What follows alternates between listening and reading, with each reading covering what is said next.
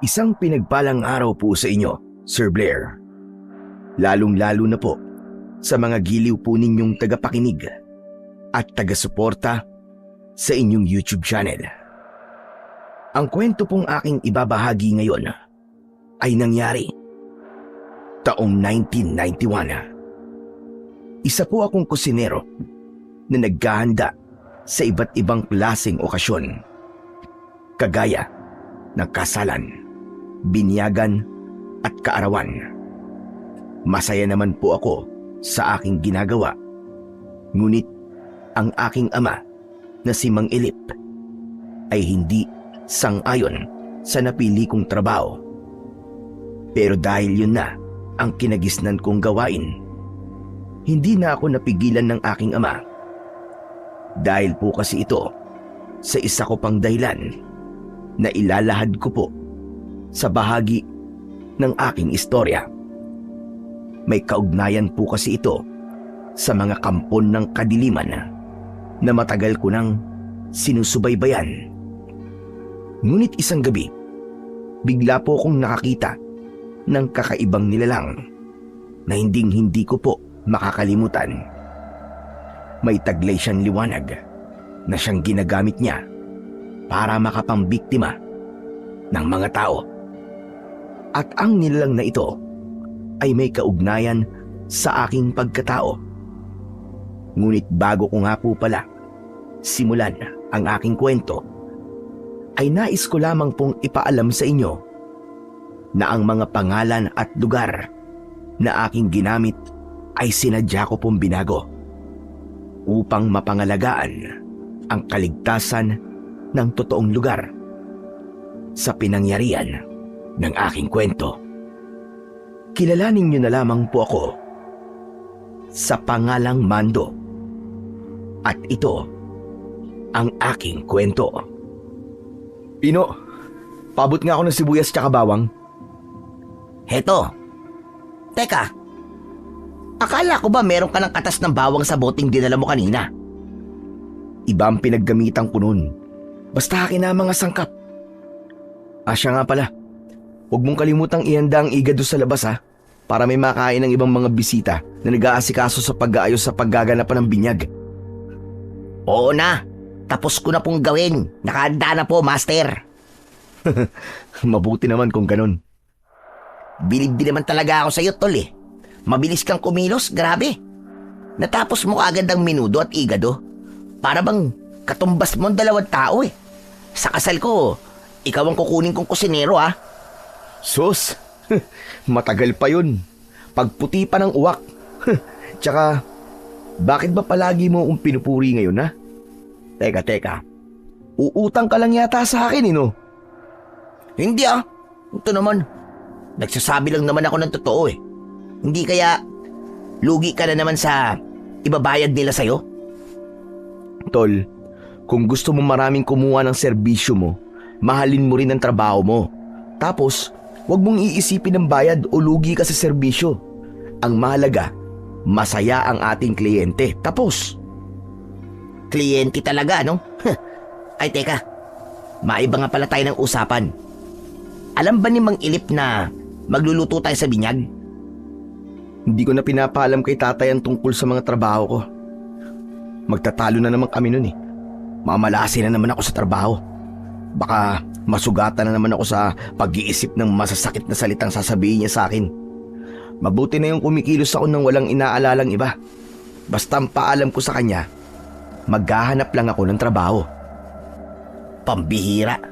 Loko talaga, Mando. Mas lalo yung magagalit sa'yo dahil nagsisinungaling ka sa kanya. Basta, bahala na. Ang mahalaga, walang masama sa trabaho ko. Tsaka, buhay ko naman to Teka, Mando, matanong nga kita. Ano ba yung nilalagay mong likido sa lahat ng mga niluluto mo? Madalas ko kasi napapasin ang dalawang kulay pulang bote. Para saan ba yun? Yun ang sikreto ko. Pampalasa at pampasarap to ng luto. Kapag natikman nila ang luto ko, hahanap-hanapin talaga nila.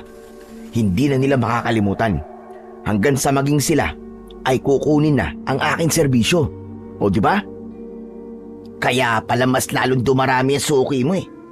Kanina nga, pagdaan ko dun sa tapat ng mahabang lamesa, nagtatanungan sila kung sino nagluto ng pagkain. Nako, panigurado, merong tao na lalapit sa'yo at ikaw na ang paglulutuin nila sa kanilang okasyon. Hindi nga nagkamali ang kaibigan ko na si Pino. Pinuntahan kami mismo sa kusina ng isang matabang babae at sinabi niyang kaarawan niya sa sunod na araw kung pwede raw ba ay ako na ang magluto para sa kanya. Kaya naman, siniko ako ni Pino sa labis na tuwa. Naku, maraming salamat po sa tiwala. Sige po, ako na po magluluto para sa handa po ninyo sa inyong kaarawan, ma'am. Basta, ihanda nyo lang po ang mga sangkap at ako na po ang bahala doon. Masayang nagpasalamat ang matabang babae at wala raw magiging problema sa mga sangkap maging sa bayad. Nagkatinginan kami ni Pino nang umalis ang babae. Kita mo na, Chong? Naniwala ka na sa akin? Talagang masarap kang magluto. May bisa ang pampalasa mo. Shh! Huwag kang maingay. Sikreto lang yun eh. Sa'yo ko lang sinabi ang sikreto ko. Ang ingay mo naman. Oo na. Ano ba kasi ang sangkap ng sikretong likido na yon? Basta sikreto nga, di ba? Kapag sinabi ko sa'yo, edi hindi na sikreto yun. Ito naman, walang tiwala sa akin.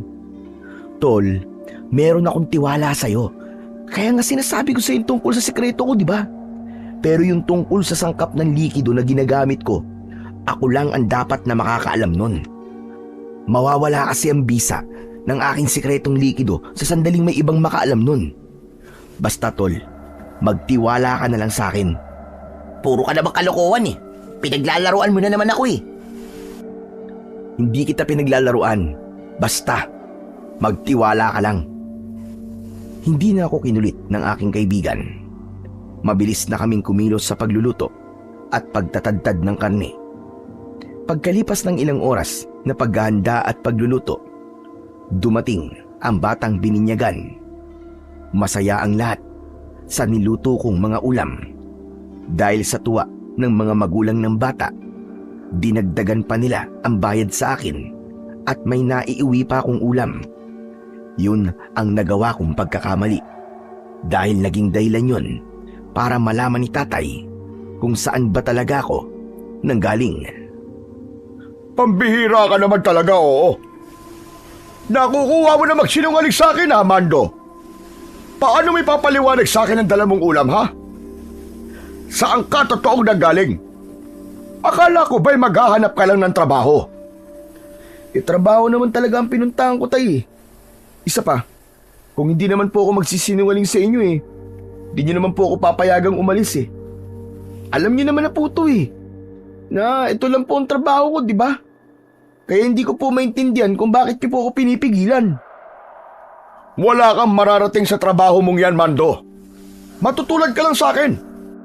Humunti ka na ako makapatay ng mga tao dahil sa maling sangkap na nailigay namin sa aming niluluto. Gusto bang mangyari yun sa'yo, ha? Tay, hindi po mangyayari yun sa akin. Magkaiba naman po tayo Isa pa, nag-iingat po ako. Sinisiguro ko pong malinis ang aking niluluto, tay. Walang mapapahamak sa ginagawa ko. Pinipili ko rin po kung sinong kaibigan ng pagkakatiwalaan ko. Kaya wala na po kayong dapat na alalahanin pa. Huwag kang magmalaki, Mando. Ganyan din ang nangyari sa akin. Bago ko sinabutahin ang sarili ko kaibigan, wala rin akong tiwala sa kaibigan mo. Kaya ang mabuti pa, itigil mo na yan. Kung ipinagpapatuloy mo na lang ba pag-aaral mo sa pagpupulis, hindi sana hindi sa pagluluto sa kusina ang binabagsakan mo. Maganda sana ang katayuan natin ngayon sa buhay. Maganda rin naman pong katayuan natin sa buhay, tay. Kontento po ako sa kung anong meron po tayo ngayon. Hindi po ako naghahangad ng yaman sa mundo, tay. Malusog na pangangatawan at maayos na trabaho, sapat na po yun para sa akin. Sapat nga ba yan sa buhay natin, ha? Kontento ka ba talaga sa ganitong buhay? Maraming pwedeng trabaho dyan. Basta't wag lang ang pagluluto. Tay, ilang beses ko po bang ipapaintindi sa inyo na gusto at mahal ko po ang trabaho ko. Tsaka tay, pagod na po ako makipagtalo sa inyo. Sige na, gusto ko muna magpahinga. Ganyan ka naman kapag nagtatalo tayo Palagi ka na lamang umiiwas. Anak, para sa iyo rin naman ang lahat ng sinasabi ko. Isipin mo naman, ang taong nag-aalala para sa iyo. Pambihira ka naman, oo. Kaya pala hindi mawala-wala ka ba sa dibdib ko? Dahil nagluluto ka na naman para sa iba. Hay nako, nakakapagod ka ng pagsabihan. Nakakasawa na. Tay, sawa na rin po ako makipagtalo sa inyo. Hindi nyo rin naman ako pinakikinggan Kaya mabuti pa. Pabayaan nyo na lang po ako, Tay. Matanda na ako at alam ko na po ang ginagawa ko.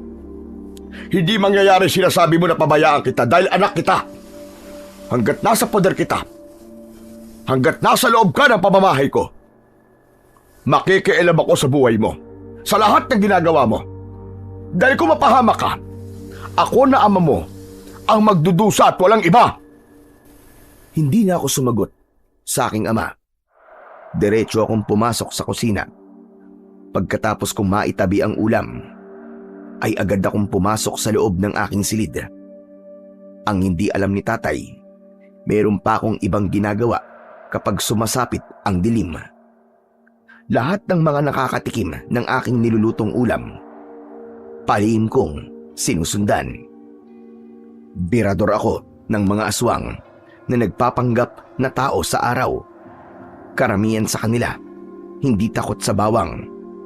Ngunit kung ang katas ng bawang ay gagawin kong bertud, nagkakaroon yun ng masamang epekto sa kanila. Yun ang nag-iisang pamana sa akin ni Lolo Pong bago siya pumanaw. Ang gumawa ng bertud ng katas ng bawang.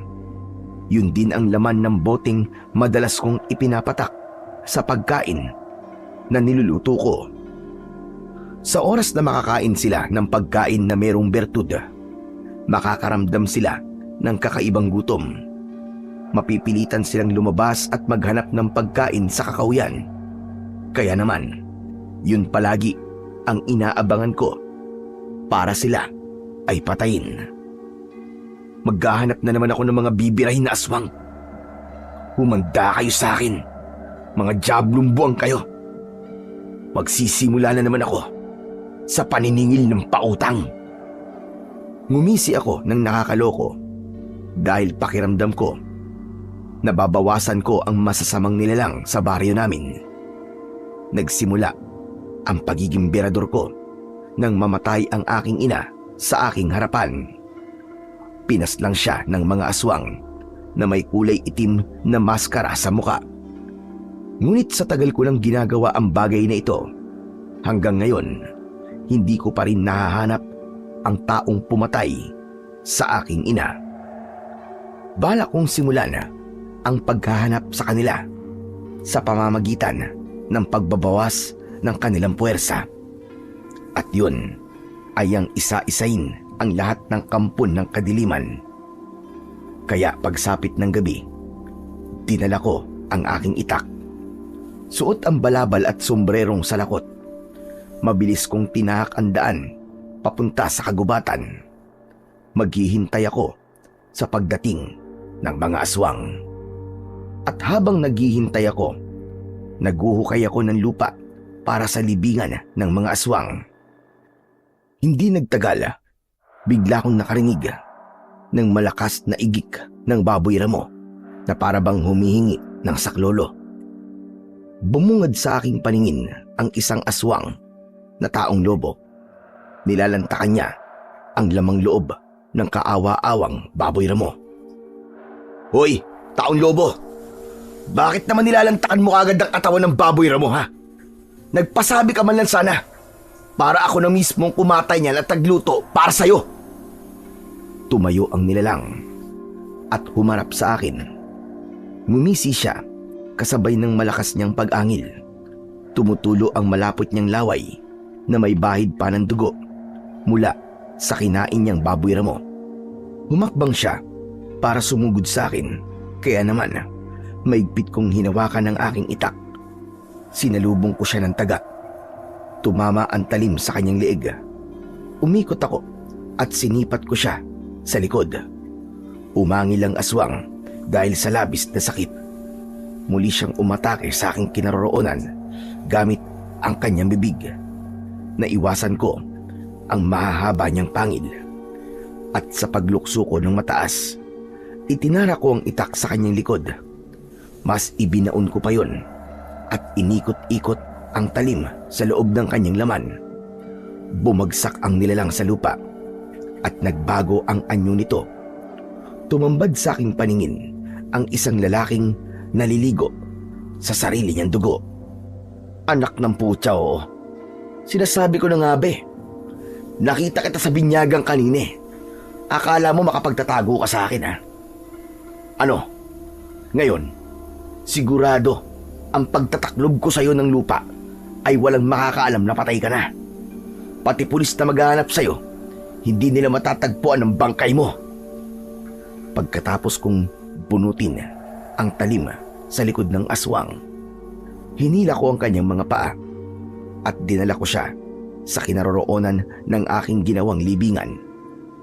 Lahat ng mga aswang na napapatay ko, inililibing ko sa lupa sa may bandang kakahuyan. Saka ko tataniman ng mga namumulaklak na halaman kagaya ng gumamela. Yan ang magiging silbi mo ngayon, ang maging pataba ng halaman na gumamela. Mission accomplished na naman ako. Isang aswang na naman ang napabagsak ko. Pagkatapos kong mapatay ang isa sa mga aswang na taong lobo, saka lang ako nakatulog ng maimbing. Palagi kong nakikita sa aking panaginip ang aking ina habang humihingi siya ng tulong sa akin. Ano ba ang magagawa ng isang 7 taong gulang na bata kundi ang panoorin kung paanong winakwak ng aswang ang tiyan ng aking ina? Kaya mabuti na lamang merong tumulong sa akin noon at nakaligtas ako sa malalim na saksak ng kuko ng aswang sa aking balikat. Kaya naman, sa tuwing naaalala ko ang bahaging yon sa aking nakaraan, hinahaplos ko ang aking peklat at muling bumabalik ang galit sa aking dibdib. Kinabukasan ay maaga akong umalis ng bahay. Hindi ko na hinintay na magising si tatay. Kaagad akong nagpunta sa bahay ng aking kaibigan na si Pino. Nadatnan ko siyang may kausap na mga tanod. Kaya naman, nilapitan ko sila at nakiusyoso na rin. Pino, ano nangyayari dito? Bakit ka pinuntahan ng mga tanod? Paano? May nawawala na namang lalaki kagabi. Ang balita, huling nakita raw yon sa binyagan. Tinanong lang ako kung anong oras ako umuwi. Isa pa, marami rin daw bata ang nawawala sa baryo natin at hanggang ngayon, pinaghahanap pa rin ng mga pulis at tanod. Anong sabi mo sa kanila? Sabi ko maaga tayong umuwi kahapon, kaya hindi ko napansin na lalaking hinahanap nila. Teka, bakit ka nga pala naparito? Wala naman tayong trabaho, di ba? Bakit? Masama ka na bang bisitahin ngayon? Teka. Parang alam ko na yata yan, ha? Nag-away na naman ba kayo namang ilip? Kabisado mo na talaga ako, tol, ah. Ano pa nga ba? Nagtalo na naman kami kahapon. Lagi na naman niyang pinagpipilitan ang gusto niyang mangyari. Pati ang pagtigil ko sa pag-aaral, nauungkat rin niya. Anong balak mo ngayon? Ano pa nga ba, di dating gawi, tumambay rito habang walang trabaho. Magsasalita pa sana ako nang makita ko ang isang matandang lalaki at isang magandang babae. Naglalakad sila papunta sa bahay ni Pino.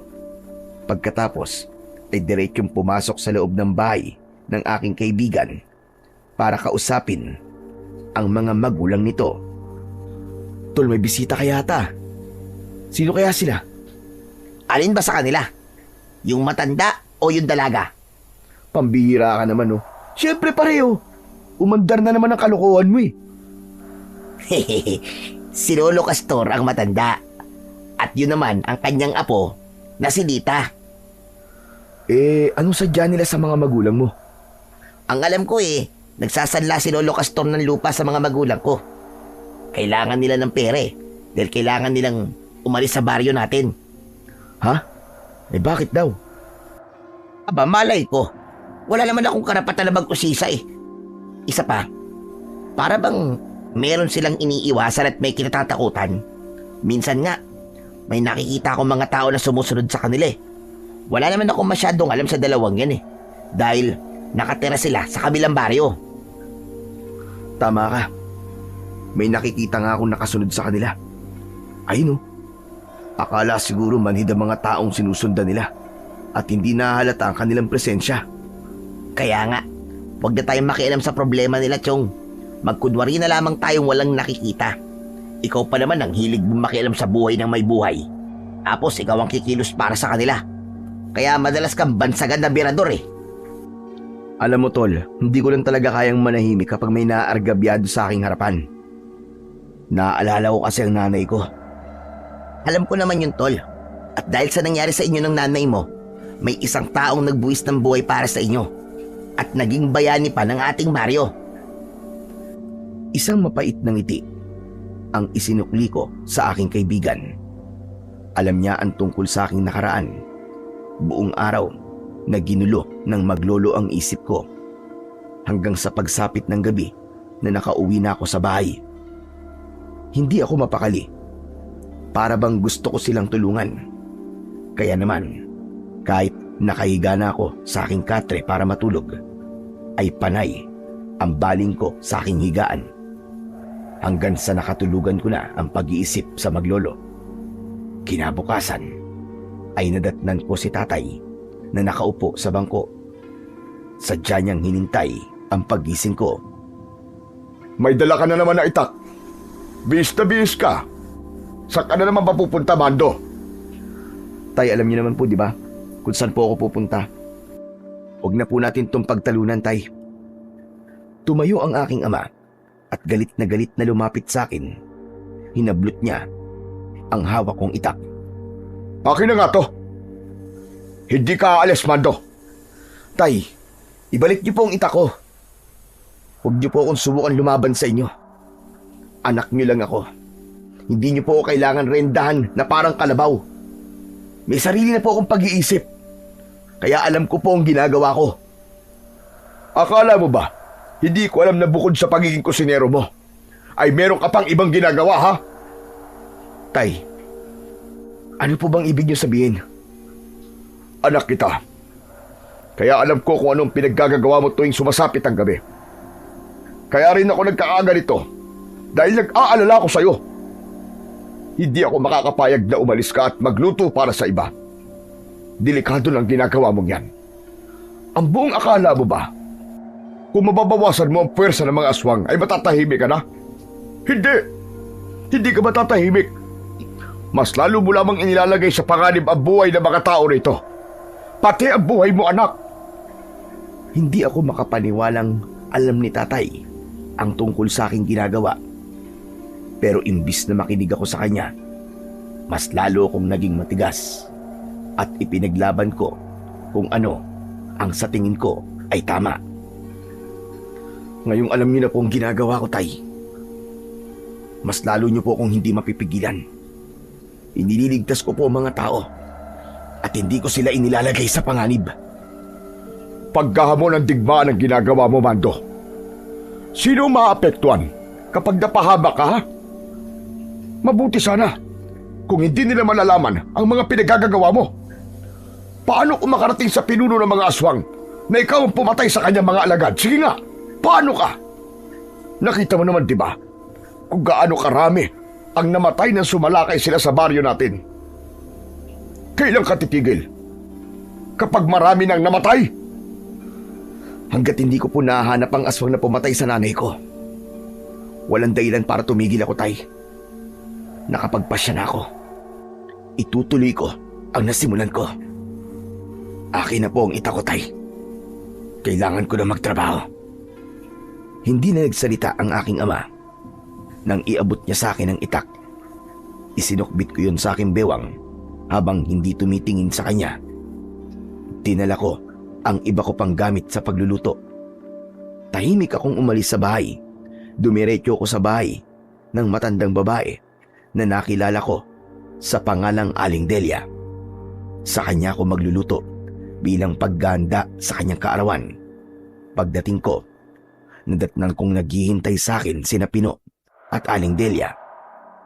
Nakangiting sinalubong ako ni Aling Delia at isinama niya kami sa loob ng kanilang kusina. Aba, talaga palang pinagandaan niyo po ito, Aling Delia. Malinis pong kusina. Maginawang kumilos kapag ganitong maayos ang lugar. Gaganahan na naman ito si Mando, Aling Delia. Tiyak na magiging masaya ang kaarawan nyo. Masayang nagpasalamat sa amin si Aling Delia dahil maaga raw kaming dumating nang makaalis ito sa aming harapan. Sinimulan na naming hiwain ang mga sangkap para sa aming lulutuin. Nagtadtad din ako ng karne habang si Pino naman ang naghanda ng malalaking kaldero at kawa.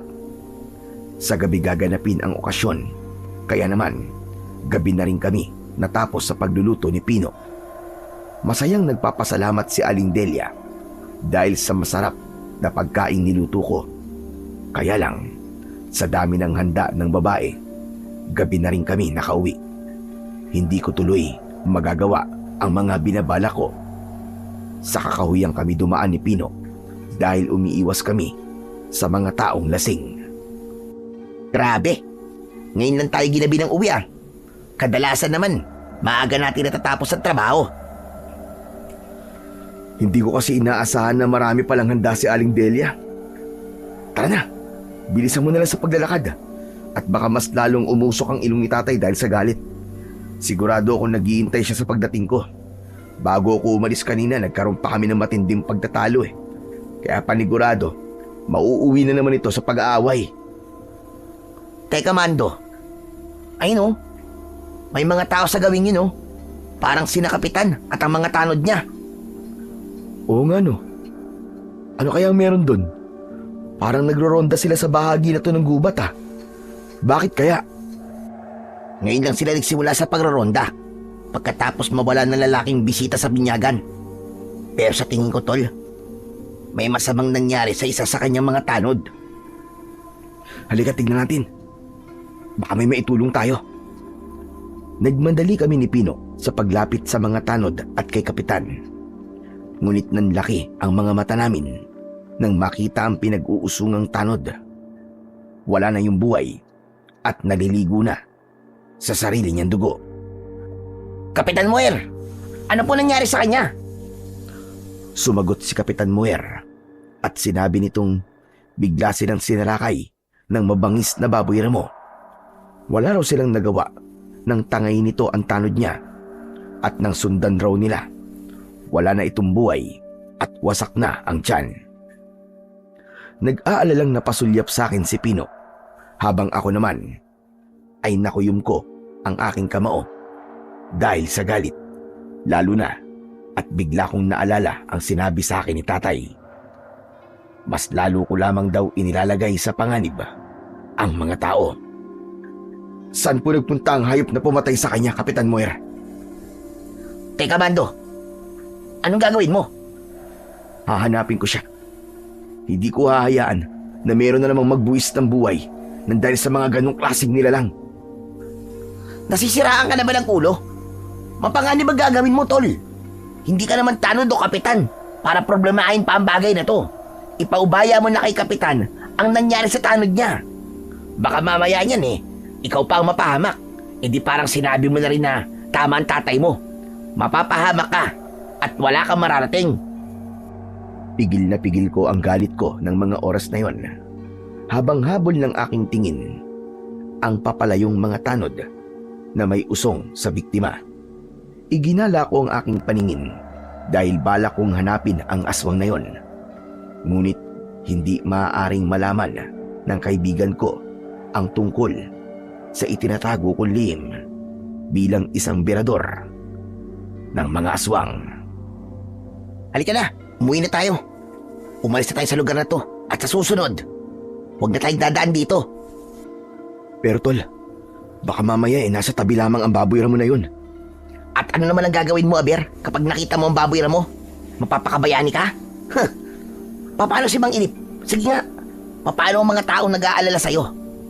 Tol, sinasabi ko sa'yo, Mukhang alam ko na kung bakit ganun na lamang ang pag-aalala sa'yo ng tatay mo. Dahil matigas ang ulo mo eh. Kung hindi ka makikinig, pababayaan kita rito. Iiwan talaga kita sa lugar na to. Sinasabi ko sa'yo, hindi ako nagbibiro. Pagkasabi ni Pino, ay iniwan niya ako. Naglakad siya, kaya naman, wala na akong nagawa kundi ang sumunod sa kanya. Pero habang naglalakad kami, bigla kaming nakakita ng ilaw na hugis bilog. Saka isang anino na may dala nun. Nagmamadali yun na pumasok sa madilim na bahagi ng kakawyan. Pagkatapos ay biglang nawala. Tol, ano yun? Baka may naiwan na tanod at tinahabol siya ng baboy mo ah. Kung ganun tol, sundan natin. Baka kailangan niya ng tulong natin. Teka, sandali lang. Baka naman kung anong klaseng nila lang yun. Halika na tol, umuwi na tayo. Kaya niya na yun.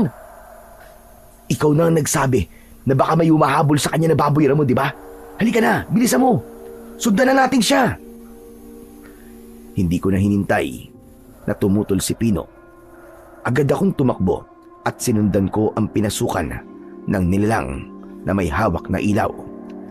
Ngunit pagdating namin sa gitna ng kakawyan, bigla akong natigilan. Tumambad sa aming paningin ang nakangising nilalang.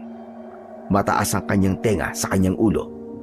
Nakalitaw ang malalagari niyang mga ngipin at mapupula ang kanyang mga mata. Matalim ang kanyang tingin sa amin ni Pino. Biglang nanigas ang aking tuhod dahil yun ang kauna-unahang pagkakataon na nakakita ko ng ganong klaseng nilalang. Iba siya sa mga aswang na nakita ko. Kaya nasisigurado kong siya rin ang kauri ng nilalang na matagal ko nang hinahanap. Mando, yun na nga ba sinasabi ko eh. Anong klaseng nilalang yan? Hindi siya baboy mo. Para siyang halimaw na merong nagbabagang mga mata. Parang ilaw sa sobrang liwanag. Pino, aswang yan. Isang mabangis na aswang. Humarang ako sa harapan ni Pino. Ramdam na ramdam ko ang panginginig sa katawan ng aking kaibigan. Bigla akong dinukot ang bote sa aking bulsa at hinugot ang aking itak. Palihim ko yun na binuhusan ng bertud ng katas ng bawang. Saka ko yun itinutok sa kalaban. Sige, sumugod ka nang makita mong hinahanap mong hayop ka. Matagal ka nang namiminsala sa baryo namin. Kaya hindi ko nahahayaan na pati kami ay gawin mong hapunan. Umalulong ang nilalang na para bang huni ng isang aso. Agad itong tumakbo papalapit sa amin at inatake niya ako ng kalmot sa dibdib na agad ko rin namang naiwasan. Gumanti ako sa kanya ng taga na tumama naman sa kanyang kamay. Agad yung naputol at nang makita nito ang umuusok niyang laman, napasigaw ito sa labis na sakit. Tol, ano nangyari? Bakit para siyang nasusunog sa talim ng itak mo? Umuusok rin ang kanyang laman. Nakalimutan mo na ba? Madalas natin itong pinanghihiwa sa bawang, di ba? Kaya yan, namimilipit siya sa labis na sakit. Palusot ko kay Pino. Hindi niya alam na merong bertud ang aking talim. Agad akong sumugod sa kinaroroonan ng aswang. Mataas akong tumalon at sa pagbagsak ko, itinarak ko ang talim ng aking itak sa kanyang balikat. Dahil sa malakas niyang sigaw, para bang nagtawag pa ito ng kasama. Mula sa likod ng mga puno, lumitaw ang maraming nilalang nakahawig ng nakalaban ko. Lahat sila ay may nagliliwanag na mga mata na para bang ilaw mula sa sulo. Diyos ko, Mando! Pinalilibutan na nila tayo! Anong gagawin natin? Huwag kang hihiwalay sa tabi ko, Pino. Kailangan nating labanan sila. Dahil kung hindi, tayo ang papatayin ng mga yan. Ano ka mo? Paano? Nakakatakot na mga itsura nila. Mukha silang mga taong lobo na naaagnas sa katawan. Huwag mong tignan ang kanilang anyo. Ang isipin mo, mga baboy mo lang sila na madalas natin tagtadin kapag nagluluto tayo. Sila ang kakatayin natin ngayon. Hindi ko na hinintay na umatake sila sa amin. Mabilis akong tumakbo, pasugod sa kanilang kinaroroonan. Sabay-sabay silang sumugod sa akin. Bawat atake nila ay sinasalubong ko ng taga sa kanilang leeg at tiyan. Ibinuhos ko ang galit sa kanilang lahat. Maya-maya pa ay merong matandang tumulong sa akin. Nakilala ko kagad si Lolo Castor habang tinataga niya ng itak ang mga kalaban ko. Umiiyak na siya sa labis na galit. Mga hayop kayo! Ilabas niyo ang apo ko! Ibalik niyo ang apo ko si Lita! Lolo Castor, mag-iingat po kayo! Dahil wala sa focus ang matanda, tinamaan ito ng kalmot sa kanyang balikat at sinaksak pa ito sa tiyan gamit ang kuko ng aswang. Nang bumagsak sa lupa si Lolo Castor, agad akong umatake ng taga sa kalaban. Ibinaon ko ang talim sa likod ng aswang, ngunit gumanti siya ng siko sa akin na tumama naman sa akin dibdib. Bumagsak ako sa damuhan at muntik kong mabitiwan ang aking itak. Habang si Pino naman ay nakikipagpambuno na rin sa mga aswang na nagbabalak na lumapit sa aming kinaroroonan. Inalalayan ako ng aking kaibigan na tumayo. Sunod, nilapitan namin ang matanda na nanghihina dahil sa dugong lumalabas mula sa nakabukan niyang sugat sa tiyan. Lolo Castor, may tama po kayo. Halika po, sumandal muna kayo sa puno. Ang aking apo, tinangay nila. Balak nilang ipakasal sa kanilang pinuno sa kabilang tribo. Nakikiusap ako. Tulungan niyo ako. Kung magtatagumpay sila, mapapahamak ang aking apo. Ginawa nila yun dahil sa singsing na nasa akin. Ngunit nahulog ko yun sa bahaging ito ng kakahuyan. Diyos ko naman, Lolo Castor. Ang komplikado na nga po ng sitwasyon nyo. Hinahanap nyo pa po ang singsing. Sarili nyo po muna ang isipin nyo. Mas mahalaga ang buhay ng aking apo at ng singsing kumpara sa buhay ko. Sige na, tulungan mo ako. Tol, bilisan mo. Papalapit na mga aswang sa atin. Sila muna ang harapin natin. Napatingin ako sa gawi ni Pino at napansin ko ang 5 nilalang na dahan-dahang humahakbang papalapit sa aming kinaroroonan. Agad akong tumayo at itinutok sa kanila ang aking hawak na itak. Iwinasiwas ko yun sa ere, sabay takbo pasugod sa kanila. Umikot ako at lahat ng tamaan ng aking talim sa katawan nila bumabaon.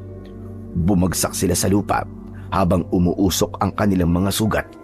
Samantalang si Pino naman, itinarak niya ang itak sa leeg ng mga aswang. Nagkikisay ang kanilang katawan hanggang sa bawian sila ng buhay. Humihingal na napasulyap ako sa gawi ng matanda. Halika Pino, alalayan natin tumayo si Lolo Castor. Kailangan nating madala siya sa bahay para magamot kagad ang sugat niya sa tiyan. Ang singsing! Kailangan mahanap niyo, singsing! Magliliwanag yun sa pagsikat ng buwan. Mahalaga ang aking singsing! Nakikiusap ako sa inyo! Sige po, wag po kayong mag-alala. Ako na po maghanap sa singsing niyo. Pero sa ngayon, kailangan niyo po munang magamot kagad. Tara na po, umalis na po tayo sa lugar na ito. Pinagtulungan namin ni Pino na alalayan at buhatin si Lolo Castor. Mabilis naming tinakandaan papunta sa bahay namin. Sakto ang dating namin at gising pa si tatay. Hindi siya kagad nakapagsalita nang makita ang duguan na matanda. Tay, tulong po! Tulungan niyo po si Lolo Castor! At sino naman ang matandang yan? Saan niyo yan nakita? Tay, mamaya na po kayo magtanong. Tulungan po muna natin si Lolo Castor para mapigilan po ang pagdurugo ng sugat sa kanyang tiyan. Saka na po namin ipapaliwanag ang mga nangyari, Mang Ilip. Kailangan niya po muna ng tulong natin. Ay nako, pambihira na. Sige na nga. Paigay niyo na sa katre at ihahanda ko lang ang malinis sa tubig para mapunasan ang sugat niya sa tiyan. Mabilis na kumilos si tatay papunta sa kusina. Habang kami naman ni Pino ay inasikaso namin ang higaan ni Lolo Castor. Nakapikit lang ang mga mata ng matanda habang bakas sa kanyang muka ang labis na sakit. Tinanggal ko ang kanyang damit, ngunit bigla akong natigilan nang hawakan niya ang aking kamay. Nakikiusap ako. Kunin mo ang sigsig sa kakauyan at iligtas mo ang aking apo. Nasa paganib siya. Malakas ang kutob ko na dinala siya sa tribo ng Anggano. Biyag siya ng mga yon. At ilan sa mga batang nawawala sa baryo nyo ay nandun din. Sigurado ko, sila ang may gawa nun. Dahil sa nalalapit na pag-iisang dibdib ng kanilang pinuno at ng aking apo, na anak ng isang babaylana. Kahit hindi niyo po sabihin, ililigtas ko po ang apo niyo. Pati na po ang ibang mga biyag sa kanilang tribo. Unahin mo munang hanapin ang singsing bago ka maunahan ng mga aswang na mangingilaw. Yun ang kukumpleto sa kanilang ritual sa kasal. Ano, Lolo Castor? Aswang na mangingilaw? Ano pong klaseng nilalang yun? Sila ang nilalang na may nagliliwanag na mga mata. May kakayahan silang akitin ang kanilang biktima sa pamamagitan ng liwanag na nililikha ng kanyang mga mata. Sa sandaling makuha nilang singsing, yun na rin ang magiging hudyat ng pagsalakay nila sa baryo natin bilang pagpapalawak ng sakop ng kanilang tribo. Mababago ang kagulian at maahawa ng aswag ang lahat ng taga rito. Sandali lang po, Lolo Castor. Ano po bang klase ang singsing na yun? Gaano po ba yung kaalaga? Ang singsing ay sinaunang singsing ng supremo ng mga aswang. Katumbas yun ng korona upang kilalanin ang pagiging hari ng kung sino mang may suot nito. Ganon yung kaalaga sa pinunong kumuha sa aking apo. Pero bakit meron po kayong ganun? Supremo rin po ba kayo ng mga aswang? Hindi. Tagapagbantay lang ako ng singsing upang hindi ito mapasakamay ng kanilang pinuno. Kaya mag-iingat kayo. Kailangan nyo magmadali. Mahalaga ang bawat oras. Hindi ako makakapayag na isali nyo ang anak ko sa kalokohan nyo. Nagulat kaming tatlo sa biglang pagsingit ni tatay sa aming usapan habang hawak niya ang palangga ng may tubig. Inilapag niya yon sa ibabaw ng lamesa. Pagkatapos ay naupo sa tabi ni Lolo Castor. Ayoko masangkot ang aking anak sa mga kalokohan nyo. Hindi ito isang kalokohan, kundi paghingi ng tulong. Ang tribo na tinutukoy ko ay minsan na rin pumatay sa mga tao sa baryong ito. Kung ganun, hahayaan nyo ba na maulit yun? Bigla ko napaunat sa aking pagkakatayo nang marinig ko ang sinabi ni Lolo Castor. Mukhang hindi ka na kailangan gamutin. Nakikita ko naman na malakas na ang katawan mo. Sanay na akong masugatan. Hindi nyo man lang ba itatanong kung sino ang aking anak? Sino po ba, Lolo Castor?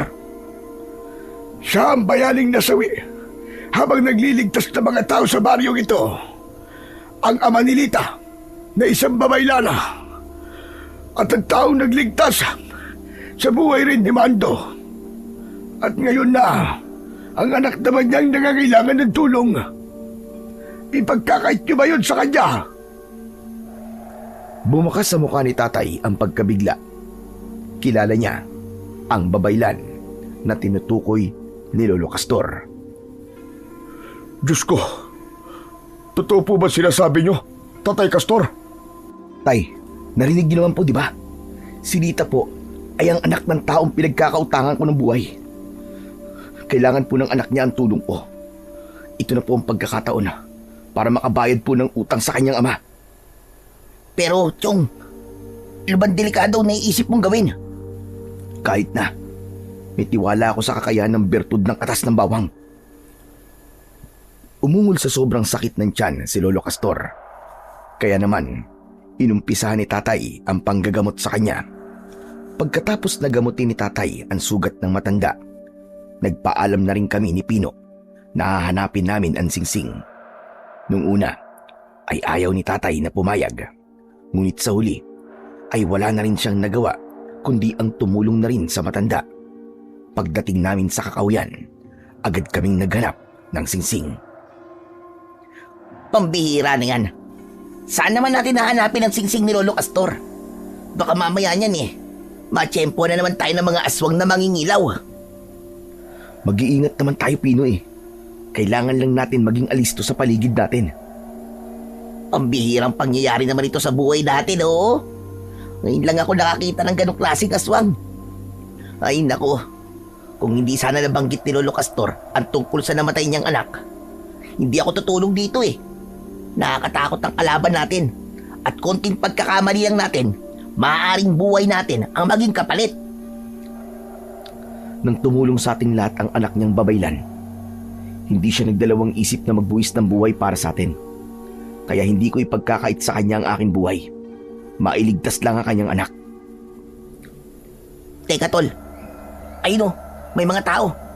Dali, magtago tayo rito. Agad kaming nagtago sa likod ng puno at pinagmasdan ang mga tao na may dalang mga sulo. May hinahanap sila sa lugar kung saan namin natagpuan si Lolo Castor. Hanapin nyo! Huwag kayong titigil hanggat hindi nyo nahahanap ang mahiwagang singsing. Mga lintik talaga kayo. Bakit nyo hinayaang makatakas sa matandang yun?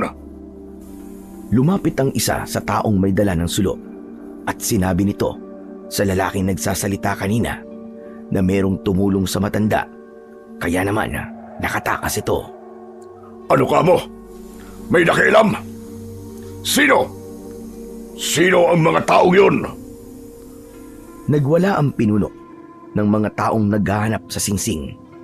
Kaya naman, nag-aalala kong napatingin sa muka ng kaibigan kong si Pino. Sila ang tinutukoy ni Lolo Castor. Ngunit hindi naman sila mukhang aswang Baka naman nagpapalit lang sila ng anyo kapag aatake na sila sa kanilang bibiktimahin. Kailangan na nating umalis dito, Mando, bago pa nila maramdaman ang ating presensya. Tara na! Teka, mamaya tayo alis. Kailangan natin makaisip ng paraan kung paano tayo makakapasok sa tribo nila. Teka, sandali lang. Ano bang iniisip mo? Huwag mo sabihin papasok tayo sa tribo ng mga Anggano. Kailangan pumasok sa lungga ng mga aswang upang mapag-aralan ang kanilang kakayahan at lakas ng kanilang puwersa. Tutol ako sa naiisip mong yan, Mando. Kung magpapadalos-dalos ka sa desisyon mo, yan na rin ang ikakapahamak mo. Kailangan ng tamang oras at panahon para sa ganitong kadelikadong pasya. Kung iniisip mo na magiganti sa kanila dahil sa nangyari sa nanay mo, paano naman kung pagpasok mo pa lang sa kanilang tribo ay mapahamak ka na? Hindi ako nakasagot sa sinabing ni Pino. Kaya naman, binalingan ko ulit ng tingin ang mga taong patuloy sa paghahanap ng singsing ni Lolo Castor. Hanggang sa nakita ng kanilang pinuno ang malakas na liwanag na nanggagaling sa gitna ng halamanan. Bumundol ang kaba ko sa aking dibdib nang magsalita ang kanilang pinuno na nakilala ko sa pangalang Hator. Sinasabi ko na nga ba't mahanap din kita? Matutuloy na ang aming kasal ng aking reyna. Matutuloy na ang aking paghahari. Nakita kong isinilig ni Hator ang singsing sa kanyang bulsa. Pagkatapos ay tinawag nito ang kanyang mga alagad at agad na umalis sa lugar na yon. Saka lamang kami lumabas sa aming pinagtataguan. Pino, anong gagawin natin? Nakita na ni Hator ang singsing. Kung ganun, tiyak na matutuloy na ang kanilang kasal. Kailangan malaman to ni Lolo Castor. Nang masigurado naming wala na ang mga alagad ni Hator, agad kaming umalis sa lugar na yon. Pagdating namin sa bahay, ay nakatayo si tatay sa may pintuan ng balkonahe. Baka sa kanyang muka ang pag-aalala habang nakatingin sa aming dalawa ni Pino. Kumusta ang lakad nyo? Nahanap nyo ba ang singsing? Masamang balita nga po, tay. Wala na. Nakuha na po ng pinuno ng mga aswang ang singsing. Kusang lumiwanag po ang singsing nang lumapit po si Hator. Sinabi rin po ni Hator na matutuloy na ang kanilang kasal. Ano ka mo, Hator? Hator ba ang pangalan ng pinuno ng tribo ng mga Anggano, ha? Opo, Tay. Yun nga po. Bakit po? Ang hayop na yun. Siya ang sumira sa aking pagkatao. Siya ang dahilan kung bakit tumigil na ako sa pagluluto sa mga handaan. Kung ganun, siya ang kinikilala ng Singsing bilang hahalili sa pagiging bagong supremo ng mga aswang. Siya po pala ang kaibigan nyo na dating sumira sa inyo sa paningin ng mga tao. Ang ibig sabihin po nun, may kaugnayan na nangyayari sa atin, Tay. Usang lumalapit ang pagkakataon para maitama po mga pagkakamali. Tama ka, anak. Hindi habang buhay matatakasan niya ang ginawa niya sa akin. Panahon na para matigil na ang kanyang kaibangan sa kapangyarihan. Pero, hindi na lang po bastang ordinaryong tao si Hator ngayong Mang-Ilip. Kundi siya po ang pinuno ng kanyang tribo. Ang pinuno ng mga aswang na mangingilaw. Matagal na hindi nakapagsalita si Tatay. Nag-alala siyang napatingin sa muka ng aking kaibigan. Pagkatapos ay nag-aya na akong pumasok sa loob para silipin naman si Lolo Castor. Nakahiga siya sa katre at hinintay ang kanyang paggising. 2 oras din ang itinagal ng aking paghihintay. Maya-maya pa ay nagmulat ito ng kanyang mga mata. Mando! Nahanap niyo na ba ang Singsing? Ikinalulungkot ko po ang masamang balita, Lolo Castor. Nakita na po ni Hator ang singsing nyo. Matutuloy po ang kasal. Diyos ko! Ang apo ko! Kawawa naman ang aking apo. Siguro'y takot na siya sa mga oras na ito. Huwag po kayong mag-alala, Lolo Castor. Ililigtas po namin ang apo ninyo. Gagawin ko po ang lahat para mabawi siya. Ano naman ang magagawa ng itak mo laban sa mga halimaw na yon? Meron po akong bertud ng katas ng bawang at magagamit ko po yun laban sa kanila. Ano ka mo? Totoo ba sinasabi mo? Meron kang bertud ng katas ng bawang? Opo. Matagal na po akong birador o mangangatay ng mga aswang. Kaya lang, hindi ko po kabisado ang lakas ng mga aswang na mangingilaw. Sapat na ang bertud ng katas ng bawang para sila ay pigilan. Ngunit ang pinuno ng mga aswang, may kakayaan siyang pagalingin ang kanyang sugat. Hindi siya basta-basta tinatablan ng bertud. Kailangan ng ikadalawang kapangyarihan. Ano? 2 kapangyarihan? Oo. Ang ikadalawang kapangyarihan na tutulong sa bertud ay ang mismong Singsing. Dahil yun din ang ginamit ng aking anak para labanan sila. Kailangan ng matinding pagsasanay para harapin ang mga aswang na yon. At sa 3 araw, sa pagsikat ng bilog na buwan, gaganapin ang kasal ng aking apo. Kailangan mapigilan yon bago pa man maisuot ng pinuno nila ang Singsing. Lolo Castor, ano po bang mangyayari kapag naisuot na po ng pinuno ang singsing? Diyos ko, magkakaroon siya ng 1,000 kapangyarihan na manggagaling sa lahat ng uri ng mga aswang. Lahat ng tataglayin ng mga aswang ay mapapasa kanya at gagamitin niya yon para lumikha ng bagong hari mula sa sinapupunan mismo ng aking apo. Sa oras na may sakatuparan niya ang kanyang mga binabalak, lahat ng mga tao sa baryong ito ay sasakupin niya. Kung ganun, Tatay Castor, kailangan natin magkaisa at magkaroon ng matinding pagsasanay bago sumapit ang 3 araw. Oo, Elip. Siya nga pala. Salamat. Salamat sa inyo. Binigyan niyo ako ng pag-asa. Dala ng aking awa, hinawakan ko ang kanyang kamay upang pagaanin ang kanyang kalooban. Naramdaman ko naman ang paghawak ni Tatay sa aking balikat bilang pagpapakita ng suporta sa aking mga desisyon. Sasama rin po ako sa inyo. Handa po akong tumulong. Maraming salamat, Pino. Nagkamali ako ng pagkakakilala sa iyo. Tunay kang kaibigan ng aking anak. Patawarin mo ko at hinusgahan kita kagad. Hindi po lahat ng mga kaibigan ay kagaya ng kaibigan nyo, Mang Ilip. Totoo po akong makisama sa inyong anak. Pasensya ka na sa mga nasabi ko. Hala, sige na. Magpahinga na muna tayong lahat. Saka na natin isipin ang paraan kung paano tayo makakapasok sa kanilang tribo. Naunang pumasok sa loob ng kanyang silid si tatay. Pagkatapos ay sa bahay na rin nagpalipas ng gabi ang aking kaibigan na si Pino. Naging madali sa aming magkaibigan na maisagawa ang pagsasanay, maging ang paggamit ng sandata. Kasama namin si tatay na siyang nagturo sa paggamit ng itak at bertud, habang si Lolo Castor naman ang tagagawa ng maraming bertud ng katas ng bawang na inilalagay namin sa bote kasama ng sangkap ng aming lulutuin. Ako ang nakaisip ng plano kung paano kami makakapasok sa tribo ni Hator. Pagkalipas ng 3 araw na pagsasanay, kung saan dumating na ang araw ng paghahanda sa kasal, hindi ko inasahan ang biglang pagdating ng bisita namin ni tatay. Si Hator mismo. Nasa labas siya ng aming bahay.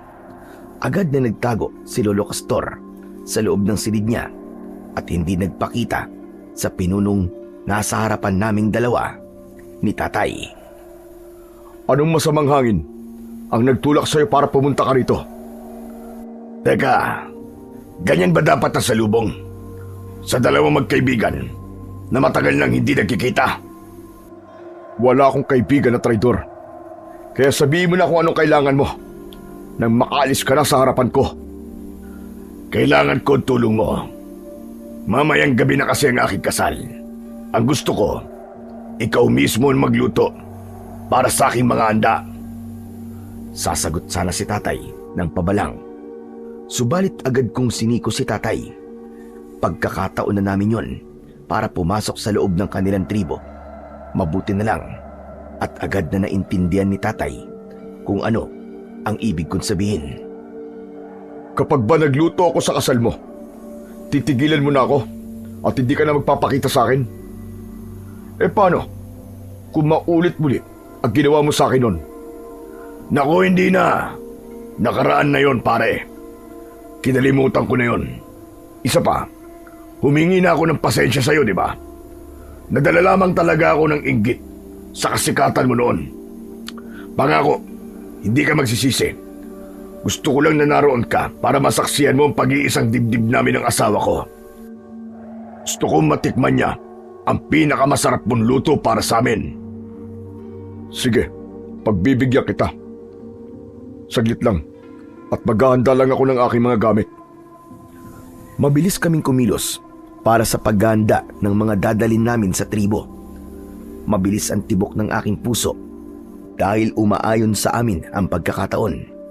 Sakto rin ang pagdating ni Pino at nagulat ito sa nadatnan niyang bisita namin. Tol, saan kayo pupunta? Anong binabalak nyo?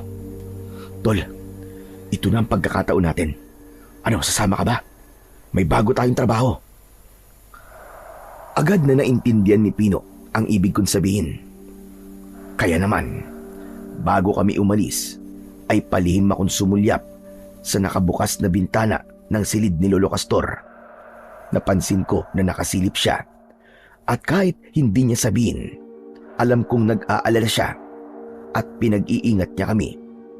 Habang tinatahak namin ang daan papunta sa tribo ng mga Anggano, pinag-aralan kong mabuti ang paligid na aming nilalakaran. Pagkalipas ng 2 oras na paglalakad, narating namin ang kinaroroonan ng tribo ni Hator. Sa bungad pa lang ay sumalubong na sa aming paningin ang palapa ng nyog na nakaharang sa pintuan. May mga kulungan ng baboy ramo na siyang ihahanda sa kasal. Paglingon ko sa aming huling daan, nakita ko si Lolo Castor na nakasunod pala sa amin at nagtatago sa likod ng nyog. Hinintay niyang makapasok kami sa tarangkahan ng tribo, pero saglit kaming tumigil sa tapat ng 4 na lalaking nakamaskara ng kulay itim. Pamilyar sila sa akin at dahil doon, Muling umusbong ang aking galit sa dibdib. Hinawakan ni tatay ang aking kamay. Nang magsalita, si Hator. Pasensya na kayo kung kailangan kong ipasuri ang inyong dala. Para na rin sa seguridad ng aking kasal. Bawal kasi ang paggamit ng bawang sa lulutuin ninyo dahil masela ng aking asawa. Tumingin si Hator sa kanyang mga tauhan at inutusan niya ang kanyang mga alagad na suriin ang aming mga dala. Lahat sila, tinignan nila maging ang aming mga bulsa. Inamoy rin nila ang aming itak, pati ang mga bote, kasama ng bertud ng katas ng bawang. Hindi nila malalaman ang aking dalang bertud dahil kasing amoy yon ng patis. Bueno, malinis naman pala ang mga dala-dala nyo. Hala, sige na. Dumiretso na kayo sa kusina. Merong isang matandang babae ang naghatid sa amin papunta sa kusina. Naririnig ko rin na isinarang mabuti ng mga tauhan ni Hator ang tarangkahan ng tribo. Kaya nananatiling nasa labas si Lolo Castor. Nang dumaan kami sa tapat ng kulungan ng baboy ramo, bigla silang umungol at nagwala na parabang nagmamakaawa na sila ay patakasin. Bumundo lang aking kaba nang sa pagpasok namin sa kusina ay bumungad sa amin ang patay na baboy ramo. Nakalatag yon sa mahabang lamesa. Sinimulan namin kagad ang pagtatadtad sa karne habang wala kaming imikan. Sa pag-aalala na baka may makarinig sa amin at masira ang aming mga pinaplano, itinira namin ang ulo ng baboy ramo. Ako ang nagluto ng minudo at igado. Nagpalinga-linga muna ako sa paligid bago ko ibinuhos ang bertud ng katas ng bawang. Humanda kayo ngayon sa kakaibang epekto ng aking bertud sa inyo. Kakaiba ang timpla ng katas ng bawang dahil hindi nyo gugustuhin may mabuhay pa sa mga kalahi nyo. Lintik lang ang walang ganti. Maya-maya pa ay lumapit sa akin si Pino. Bumulong siya at sinabing nasa kabilang dingding si Lolo Castor. Sumenyas ang matanda para makapasok. Mabuti na lang at umalis na ang matandang babae na nagbabantay sa amin. Lolo Castor, paano po kayo nakapasok? Kabisado ko ang pasikot-sikot sa tribo at alam ko kung anong lugar ang walang bantay. Nauli na ako ng dating dahil nailuto nyo na ang baboy ramo. Ayos na po. Naibuhos ko na po ang bertud. Kaya wag na po kayo mag-alala. Hindi yun ang tinutukoy ko.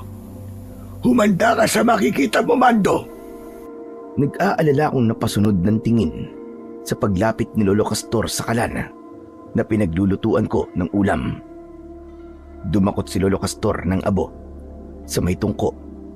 Pagkatapos, lumapit ito sa pugot na ulo ng baboy ramo. Sinabuyan ito ng abo ang ulo ng hayop. Ganun na lamang ang panlalaki ng aking mga mata nang makita ang pugot na ulo ng isang binatilyo. Napaupo ako sa lupa at nanginig ang aking tuhod dahil ang pakiramdam ko ng mga sandaling yon, ako ang pumatay sa binatilyong yon. Para akong binuhusan ng malamig na tubig dahil sa matinding awa sa bata.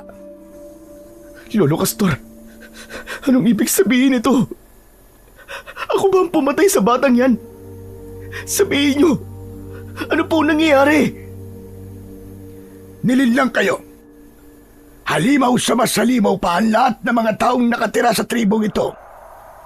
Ipinapakita ko lang sa iyo kung gaano sila kasama. Teka. Ayoko na. Natatakot na po ako. Hindi ko akalain na ang niluluto pala naming baboy ramo ay isa palang tao. Niloko kami ng sarili naming paningin. Wala kayong kasalanan. Hindi kayo ang pumatay sa bata. Nagawa niyo ang mga bagay na ito dahil sa una pa lang, ginamitan na kayo ng tagabulag. Ang matandang babae na nagatid sa inyo rito ay ang matandang mahusay sa paglinlang ng paningin ng tao. Ang ibig niyo po sabihin, Ang mga nakakulong po na baboy ramo sa kulungan na daanan namin kanina ay mga tao at hindi totoong hayop. Oo, sila ang mga batang matagal nang nawawala. Sila ang magiging handa sa kasal nila ng aking apo. Ipinapakita ko sa inyo ito upang mag-ingat at pagbutihin ang pagpuksa sa kanilang lahat. Tinatay namin ang isang batang walang kalaban-laban. Sinusumpa ko. Kakatayin ko ang pinuno nila at ang lahat ng mga aswang na mangingilaw. Ako rin. Handa na akong mamatay. Mabigyan lang ng gustisya ang nangyari sa batang ito. Nakakaawa naman siya. Kung nailagay nyo na ang bertud ng katas ng bawang, madali na sa atin ang mapabagsak ang kanilang puwersa. Malupit ang magiging ganti sa kanila ng paniningil natin sa lahat ng ginawa nilang kasamaan sa ating mga kababaryo. Si tatay, na hindi makapagsalita, ay biglang tumulo ang luha sa mga mata. Hindi siya makapaniwala na ang dating kaibigan na tinulungan niya noon ay isa ng mabangis na pinuno ng mga aswang. Talagang isinama pa kay Niator sa kanyang plano, tay. Balak niyang patayin kayo.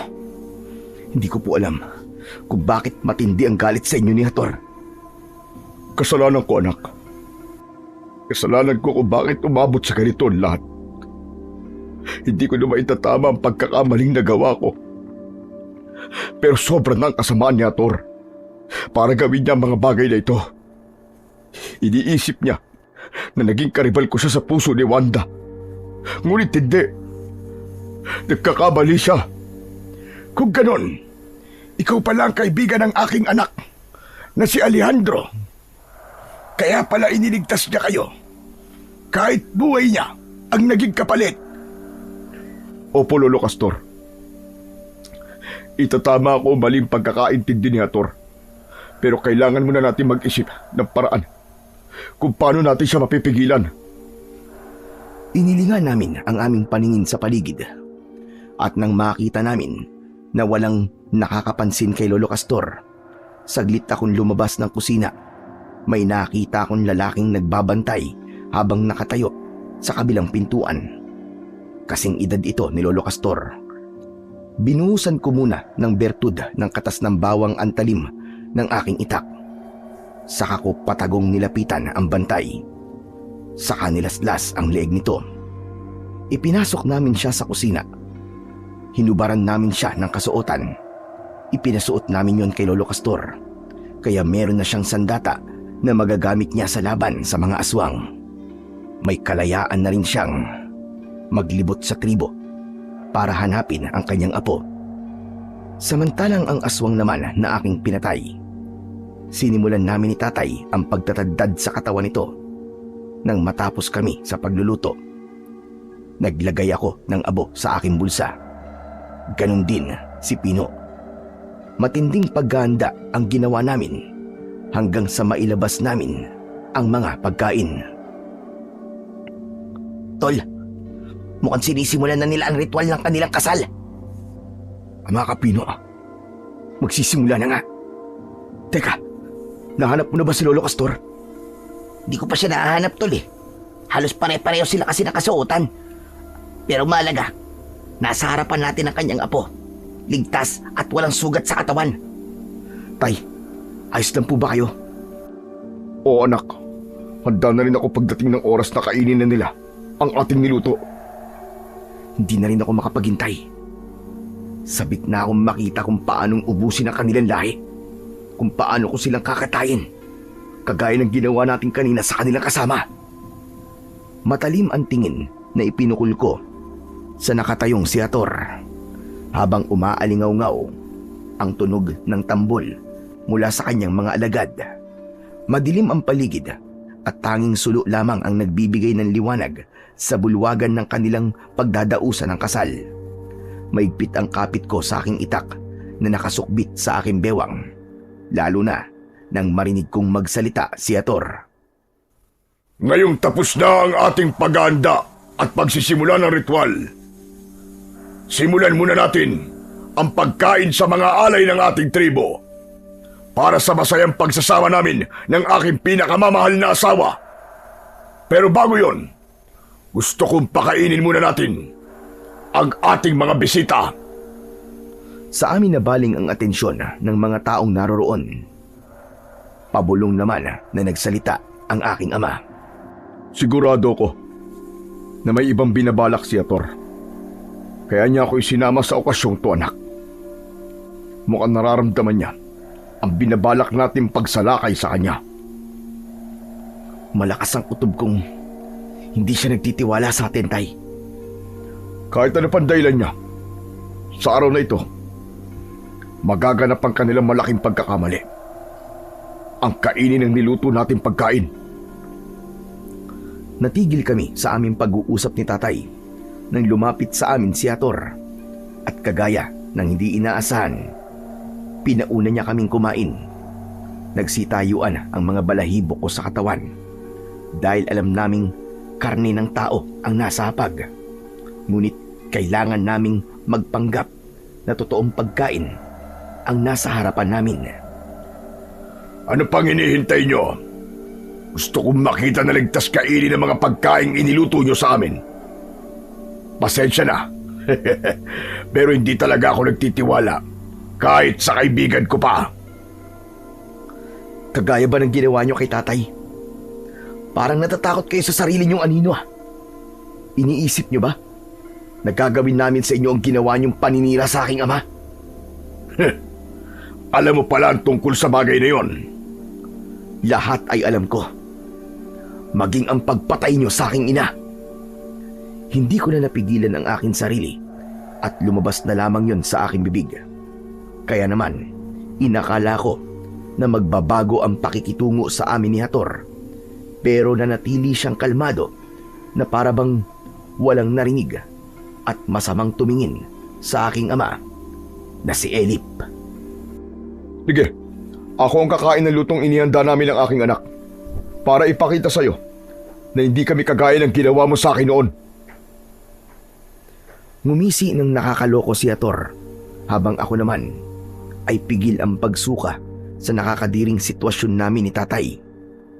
Kumuha ng kutsara ang aking ama, saka naglagay ng minudo sa kanyang plato. Walang pag-aalinlangan na kinain niyo ni Tatay. Ipinakita niya ang pagkaganado niya sa lasa ng pagkain, habang ako naman ay panayan lunok ng laway dahil sa pagtitimpi ko ng aking galit. Bueno, wala naman akong nakitang masama sa kinain nyo. Masaya akong malaman na ligtas ang pagkain. Sige mga kasama, tikman nyo na ang masarap na luto ng aking matalik na kaibigan. Masayang umakbay si Hator kay Tatay at dinala siya sa tapat ng entablado. Akala ko, makakakain din ako ng karne ng tao. Kaya naman, nang mapaniwala namin si Hator, saka lamang ako nakahinga ng maluwag. Si Pino naman, muntik pang matumba sa kanyang kinatatayuan dahil sa labis na panginginig ng kanyang tuhod. Anak ng putya, tol. Pakiramdam ko hindi na ako humihinga kanina eh. Eka, tol. Paano si Mang Elip? Alam ko matibay ang sikmura ng tatay ko, kaya makakaya niya yung malampasan. Napasulyap ako kina Tatay at Hator na umakyat sa entablado kung saan ay ipinakilala ng pinuno ng tribo ang pagiging magkaibigan nila ni Tatay. Pagkatapos ay sinimulan na ang ritual sa pag-iisang dibdib ni Nalita at Hator. Umakyat sa entablado ang isang pamilyar na matanda. Kahit nakasuot siya ng maskara, nakilala namin siya sa hawak niyang sibat. Hindi namin inaasahan na si Lolo Castor pala ang magsasagawa ng kasal sa dalawa. Paktay! Paano yan? Nalagay na sa alanganin si Lolo Castor. Tiwala. Kailangan natin magtiwala kay Lolo Castor. Sa pagsisimula ng seremonya, naubos na rin ng mga alagad ni Hator ang pagkain, habang ako naman ay pinagmamasdan ang dalagang nakatingin sa aming gawi. Baka sa kanyang muka ang pag-aalala at takot. Kahit hindi siya magsalita, alam kong humihingi siya ng tulong sa amin. Kaya tumango ako bilang tugon sa kanyang pag-aalala. Akin ang singsing upang ang iyong asawa ang magsusuot nito sa iyong daliri. Nang sabihin yun ni Lolo Castor, naunawaan ko na kasama yun sa plano ng matanda para makuha niya ang singsing ng sinaunang supremo. Siya ang magsisilbi na parang pari sa dalawa.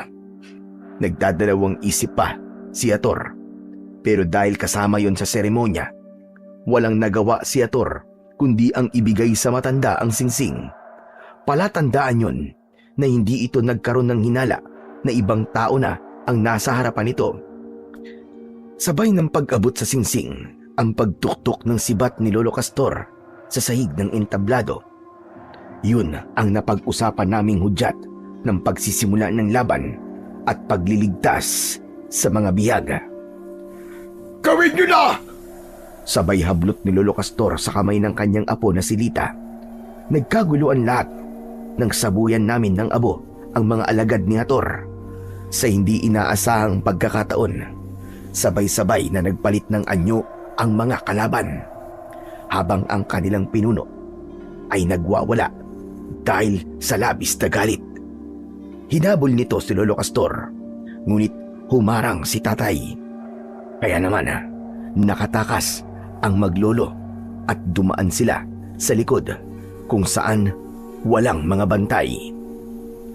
Nang matiyak namin na nakatakas na ang maglolo, hinarap namin ang mga aswang. Anong ginawa niyo? Bakit niyo ginulo ang kasal ko? Mga hayop kayo! Kailangan pa bang itanong yan? Ang mga kagaya mo na demonyo, hindi makakatanggap ng pagmamahal mula sa tao. Wala kang karapatan ng pakasalan ang kahit na sino man. Hindi mo siya makukuha. Ako pa rin ang pipigil sa'yo. Hayop ka talaga. Bakit ba hanggang ngayon sagabal ka pa rin sa mga plano ko? Ang dapat sa'yo ay mamatay! Mula sa harapan ni tatay, biglang nagpalit ng anyo si Ator. Naging mabangis na aswang na mangingilaw. At ang nakakatakot sa kanyang anyo, ang mahaba niyang dila na kayang pumulupot sa katawan ng tao. Inuubos mo talaga ang pasensya ko. Hindi na ako pauuto sa mga kagaya mo! Isang malakas na suntok ang tumama sa tiyan ng aking ama. Tumalsik siya at bumagsak ng pasadsad sa lupa. Sinugod ko ang pinuno ng mga aswang at inatake yon gamit ang aking matalim na itak. Tinamaan ko siya sa kanyang dibdib, ngunit kitang-kita ko na humilom ang kanyang sugat. Anak ng putya! Paanong nangyari yun? Hindi ka magtatagumpay sa binabalak mo. Wala kang magagawa sa ngayon dahil hindi ko hahayaan na makatakas pa kayo ng iyong ama pagkatapos niyong guluhin ang kasal ko. Isang malakas na kalmot ang tumama sa aking tiyan. Pagkatapos ay naramdaman ko ang pagpalupot ng kanyang dila sa aking leeg. Nabitiwan ko ang aking itak. Sumugod naman si tatay para ako ay iligtas. Ngunit maging ito ay nasakal din ni Ator. Umangat ang paa ni tatay sa lupa habang ako naman ay nagpupumiglas at hindi makahinga sa mahigpit na kapit ng dila nito sa aking leeg. Halos mawalan na ako ng paningin sa higpit nun. Naalala ko na may abo nga pala ako sa aking bulsa. Agad-agad ko yung dinukot at isinaboy sa kanyang muka. Kaya naman, nabitiwan niya ako at ganun din si tatay na bumagsak sa lupa. Habang nangangapa sa paligid si Ator dahil pansamantala siyang nabulag, mabilis kong dinampot ang aking itak at kinuha ko ang bote ng bertud ng katas ng bawang mula sa aking bulsa. Binuksan ko ang takip at ibinuhos ko yun sa talim ng aking sandata. Pagkatapos, tinaga ko ng malakas ang kanyang leeg. Ngunit hindi man lang yun nagkaroon ng malalim na sugat. Tay, ano po nangyayari? Bakit hindi halos umi-epekto ang bertud sa kanyang katawan? Hayop ka! Ginamitan mo pala ako ng bertud. Kaya pala ang kirot na sugat ko. Pwes, hindi ang bertud ang makakapagpabagsak sa akin. Mapapatumba mo ang aking alagad. Ngunit ako, hindi! Tumayo si Hator. Sabay suntok ng malakas sa aking muka. Bumalandra ko sa kulungan ng baboy ramo. Ramdam na ramdam ko ng mga sandaling yon ang sakit ng aking katawan. At dahil nasira ko na ang kulungan ng mga baboy ramo, agad akong tumayo. Lahat ng mga naroon, sinabuyan ko ng abo. Pinatakas ko silang lahat. Kaya naman, mas lalong nagwala sa galit si Hator na pinuno ng mga aswang. Halapastanan ka! Humanda ka! Magbabayad kang kutong lupa ka! Sige na! Tumakas na kayo lahat! Bilisan nyo! Pero, dali mo sila sa ligtas na lugar! Dali! Sige! Tumakas kayo! Patakasin nyo ang lahat ng mga biyag! Pero sisiguraduhin kong mauuna ang tatay mo sa kamatayan! Natigilan ako nang makita ko ang nakatutok na mga matatalas na kuko ni Hator sa leeg ng aking ama. Anak! Sige na, tumakas ka na! Pabayaan mo na ako rito! Iligtas mo ang mga biyag! Pakawalan mo ang tatay ko! Demonyo ka! Hindi! Hindi ko siya pakakawalan. Tsaka ano kaya ang mararamdaman ni Wanda kung nakikita niya ang kahinaan ninyong dalawa? Nakikita niya sana kung anong klaseng lalaki ang ipinalit niya sa akin.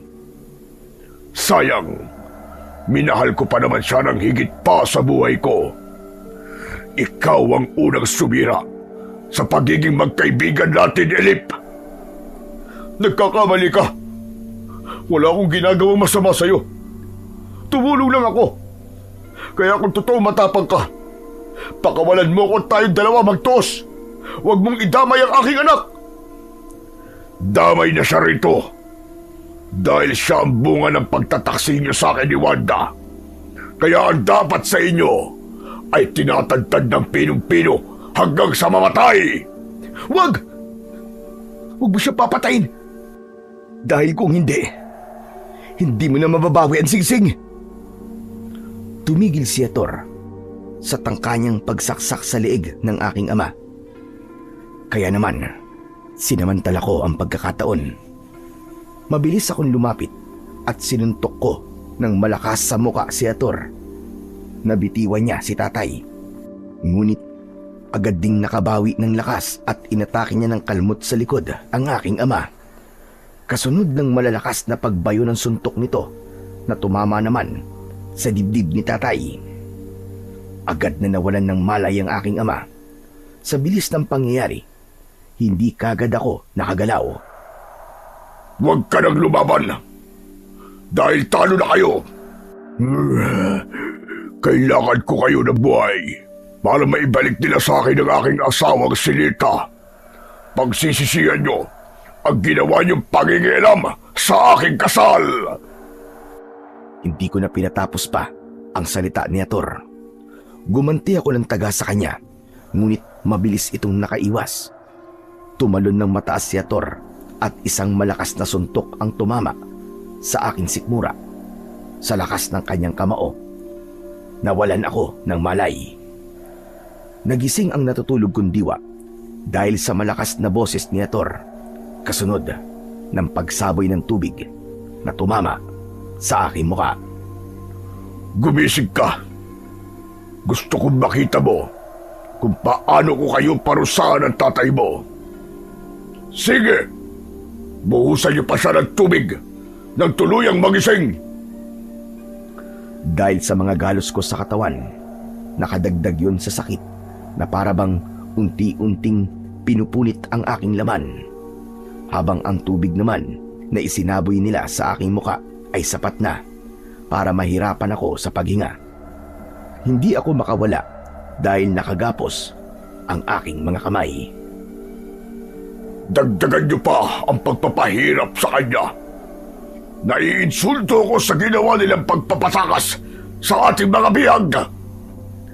Nilagyan ng tela ang aking muka at pagkatapos ay binuhusan nila ng tubig. Nagpumiglas ako habang kinakapos ang aking hininga. Tama na! Huwag niyong gawin yan sa anak ko, Hator! Tama na! Huwag niyong saktan ang aking anak! Anak ninyo ni Wanda na nagmana sa'yo sa pagiging mahusay na kusinero. Ang buong akala mo ba, Ilip? Wala akong alam sa mga pinaggagawa ng anak mo sa aking mga tauhan. Ang totoo, kasama ito sa plano ko. Ang akala ba ninyo ay basta na lamang niyo akong matatalo?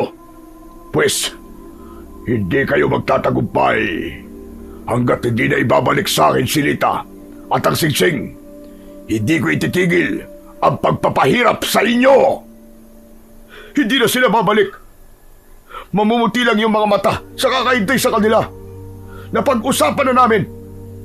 Handa kami mamatay para sa kaligtasan ng maglolo na yon. Hindi ako naniniwalang hindi sila babalik. May hina ang kanilang loob, kagaya ninyong dalawa. Kaya paghahandaan ko ang pagbabalik nila para iligtas kayo.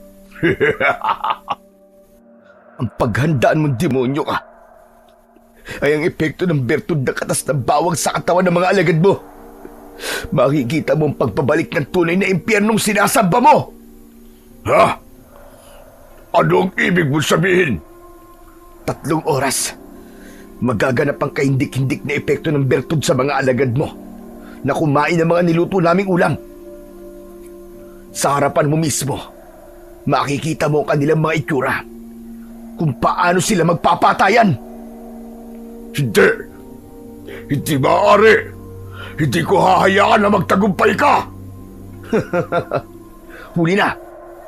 Sa mga sandaling ito, nasa dugo na nila ang bisa ng bertud. May isa pa akong magandang balita sa iyo, Hator. Ang kinain ninyo mismo ay ang isa sa mga alagad mo. Hindi! Hindi totoo yan! Tuluyang naubos na ang pasensya sa akin ni Hator. Mabilis niya akong sinunggaban at paulit-ulit na sinuntok sa muka, habang ang damit naman ay ibinalik niya sa aking muka at siya mismo ang nagbuhos ng tubig sa akin. Nang mga sandaling yon, pakiramdam ko ay katapusan ko ng talaga. Ipinagdasal ko na lamang sa Panginoong Diyos na iligtas niya kami sa tiyak na kamatayan. Maya-maya pa ay narinig ko ang boses ni Lolo Castor mula sa labas ng kubo na kinaroroonan namin. Pakawalan niyo ang mag-ama! Dala ko ng Singsing at ang aking apo na si Lita. Papayag na ako sa gusto mo mangyari, Hator. Basta't pakawalan niyo lamang ang mag-ama. Narinig niyo? Binalikan kayo na may hinaan loob na kagaya ninyo. Kaya naman, nasa akin pa rin ang huling halakak. Sige, pakawalan niyo ang inutil na mag-amang ito. Kinalagan kami ng tali sa kapatulak na pinalakad palabas ng bahay. Bumungad sa aming paningin ni Tatay sina Lolo Castor, si Pino at si Lita. Bakit pa kayo bumalik? Hindi ko hahayaan na mapahamak kayo ng dahil sa amin ng aking apo. Nakapagpasya na ang aking apo. Magpapakasal siya kay Hator. Heto na ang Singsing. Sige na! Ano, Hator? Heto na ang Singsing! Pakawalan niyo na ang mag-ama! Magaling! Kung ganyan ba naman ang usapan, ay labis kong ikatutuwa. Sige, pakawalan niyo na ang mag-ama. Nang mga sandaling yon, ay hindi ko maintindihan kung ano ang tumatakbo sa isip ni na Lolo Castor at Pino. Pero nagtiwala kaming dalawa ni Tatay sa kanila. Bago iniabot ni Lolo Castor ang singsing, ay sinigurado niya muna na nakalapit na kami sa kanya. Sige, ituloy niyo na ang seremonya. Dito lang kami hanggat hindi natatapos ang ritual. Hinawakan ni Ator ang singsing na ibinigay ni Lolo Castor. Pagkatapos ay isinilid niya yon sa kanyang bulsa. Lumapit din si Lita sa kanya. Kaya naman, nagduda si Ator. Teka, sandali lang. Para yatang hindi ako kampante sa nakikita kong pagpayag ninyo sa kasal namin ni Lita. Para sigurado, igagapos ko kayong lahat. Kapag iginapos mo kami, hindi magsasalita ang aking apo para tanggapin ang kasal mo. Hindi magkakaroon ng bisa ang kasal ninyo. Yun ang isa sa kondisyon namin. Natigilan si Ator sa sinabing yun ni Lolo Castor at sa huli, pumayag rin ito. Nang gabing yun, ay itinuloy na nila ang kanilang kasal habang nakatayo kami at napapalibutan ng mga tauhan ni Ator. May ibinigay sa akin si Lolo Castor. Isuot mo. Sa oras na sumigaw si Lita, sabay-sabay tayong aatake sa kanila. Ano? Pero ano po ba ito? Yan ang singsing ng sinaunang supremo ng aswang. Yan ang totoong singsing. Ha? Teka, paano po nangyari yun, Lolo Castor? Ibinili niyan sa akin ng namatay kong anak na si Alejandro. Magpagawa ng kagaya ng singsing upang may magamit ako kapag dumating ang ganitong sitwasyon. Kaya naman, sa oras na may suot mo ang singsing, magkakaroon ka ng sapat na lakas para labanan ng mga aswang. Masisilaw din sila sa liwanag na taglay ng singsing. Isa pa, pagsapit ng alauna na madaling araw, magaganap na ang epekto ng bertud. Nang maramdaman ko ang singsing sa aking palad, mabilis ko yung isinuot sa aking daliri at bigla ay naramdaman ko ang kakaibang enerhiya na bumalot sa aking kamao. Para bang may suot akong hindi nakikitang liyabe. Ngayong nasa akin ang lahat ng kailangan ko, magaganap na ang aming pag-iisang dibdib ng aking magiging reyna. Tumingala sa bilog na buwan si Ator. Kinuha nito ang singsing mula sa kanyang bulsa. Pagkatapos ay ibinigay yon kay Lita para ito mismo ang magsuot sa daliri ni Ator. Kasunod ng paghalik ni Ator sa labi ni Lita, sumigaw ng malakas ang dalaga. Sabay sipa nito sa maselang bahagi ng katawan ni Ator. Namilipit ito sa labis na sakit. Kaya naman, nakatakas si Lita. Tumakbo ito papunta sa gilid ng bakuran ng tribo. Mula roon, nakita ko ang pagpasok ng taong bayan sa tarangkahan. May mga dala silang itak na agad na umatake sa mga aswang. Ngayon na ang tamang oras! Sugod mga kasama! Atakihin silang lahat! Sabay-sabay na sumugod ang mga tao at tanod sa kinaroroonan ng mga nabiglang mga aswang. Nagpalit sila ng anyo, ngunit tuluyan ng kumalat ang bisa ng bertud sa kanilang dugo. Sila-sila ang nagpatayan. Si Hator naman, na nagpalit din ng anyo bilang aswang, ay hindi makapaniwalang nilinlang siya ni Lolo Castor. Hindi maaari! Magbabayad kayong lahat!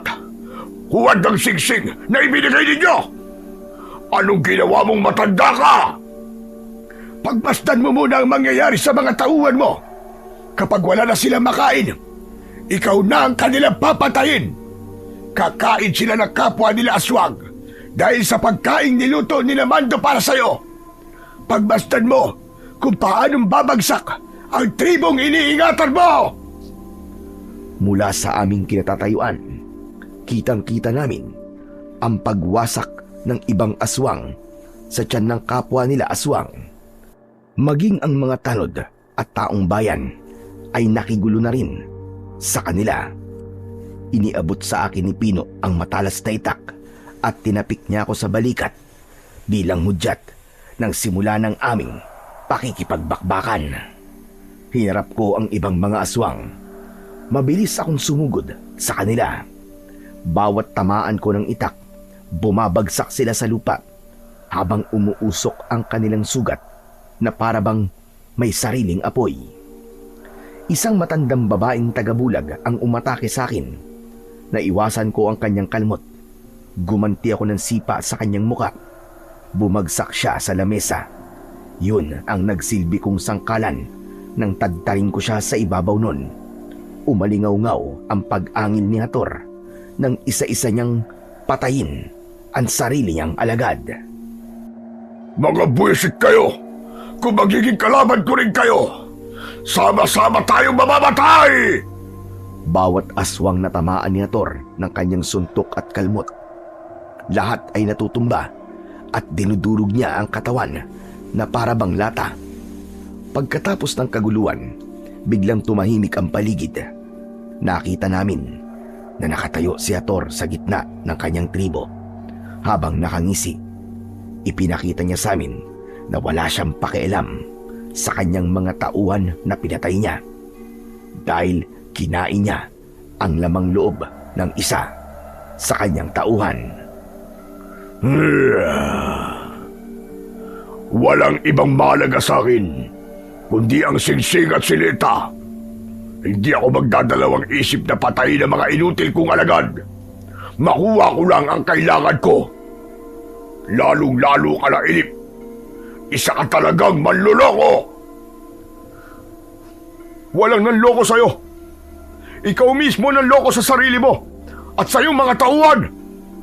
Tumahimik ka. Sa simula pa lang talaga, hadlang ka lang sa mga pinaplano ko. Maging sa puso ni Wanda, ikaw pa rin ang karibal ko. Wala kaming relasyon ni Wanda. Nagkamali ka ng taong pinagbibintangan. Tay, ano pong ibig niyo sabihin? Bakit pinagkakailangan niyo po si nanay?